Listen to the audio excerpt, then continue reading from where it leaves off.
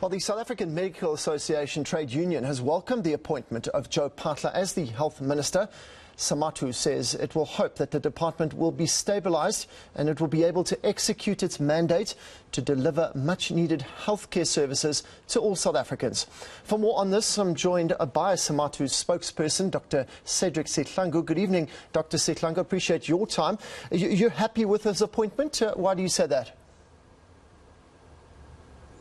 Thanks very much for having us as SAMATU. Yes, certainly. SAMATU is in fact very delighted, and we welcome the appointment of the Minister, Dr. Joe Phaahla, into his new responsibility.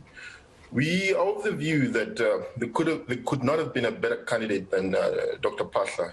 You'd recall, Peter, he served in two ministries under Motsoaledi and also under Dr. Mkhize. So he's one of the most experienced persons who served the Department of Health, and our view is that in this period of instability with COVID and the crisis that the country is facing, we needed somebody, not a novice, but we needed somebody with the experience that has been in the helm of the Department of Health. And we really do think that the President made the right choice on this one.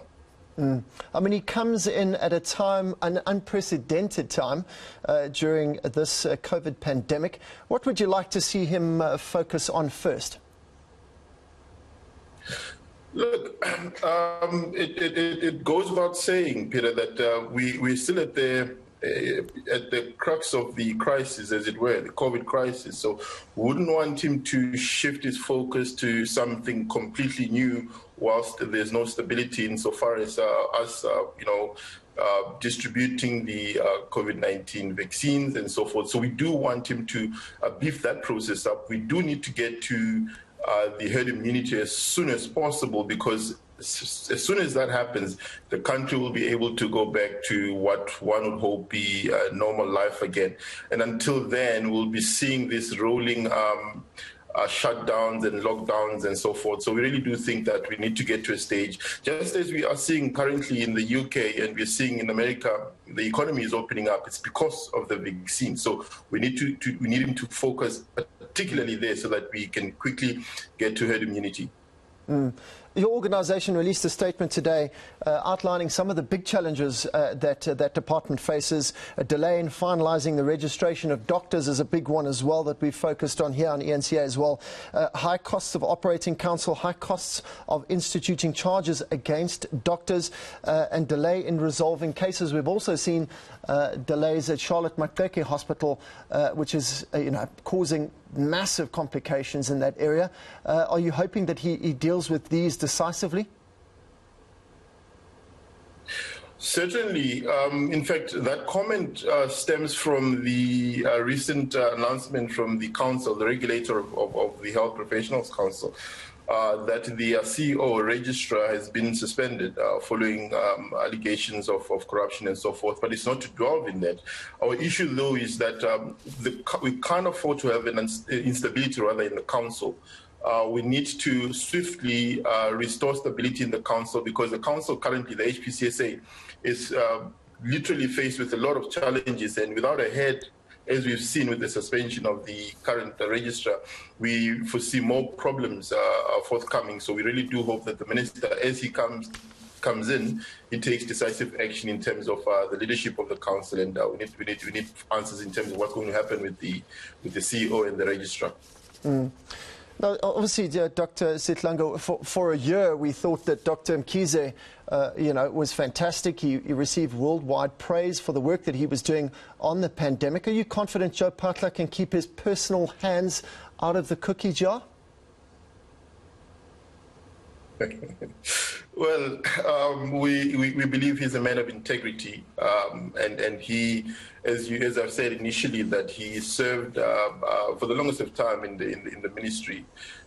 So surely his track record speaks for himself. It doesn't need us to confirm that he's a man of impeccable stature. So we do trust that he will do what he's been placed there to do. We trusted Dr. Mkhize as well, and we don't need to raise what's happening there. So are you confident, I'm saying, that he can keep it clean? Yeah, I think the short answer Yeah, I think the short answer to that is a straightforward yes. We've got no reason to doubt the credibility or the intentions of the current minister. We believe that he'll do good, and that's our position, that we've got no reason whatsoever to doubt his credibility. In terms of things like doctors and nurses, our public health care, aside from the COVID-19 vaccine rollout, is also in a state of disrepair. How does he balance implementing the vaccine rollout as well as improving our healthcare system?